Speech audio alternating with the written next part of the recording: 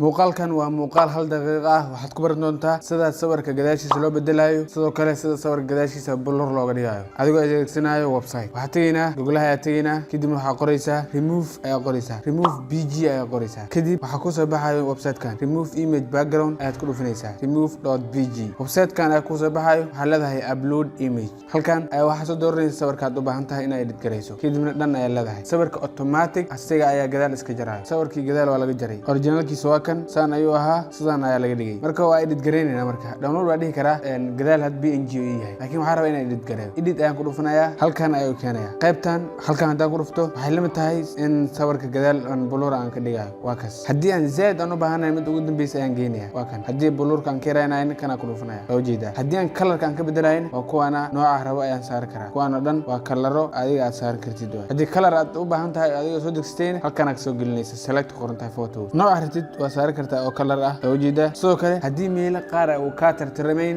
waa sameey kartaa meeshan qoran tahay reset ayaa ku dhufanaysaa hadda waa kan tirtir waa meelaha waxa ay tahay meel tirtir sala kursiga qaybtiisa dambe ayaan ku dhufanayaa fiiri waa kan waa tirtiray haddii rabo inaan soo celiyo ama backgroundkii hore inaan soo celiyo u baahanahay restore ayaan ku dhufanayaa kadibna waa kan fiiri backgroundkii hore waa soo celin karaa waa kan kadib marka dhameysto calaamada download ayaa ku dhufanaysaa kuma santahay daawashada daawatay muuqaalkan fadlan la wadaaga asxaabtaada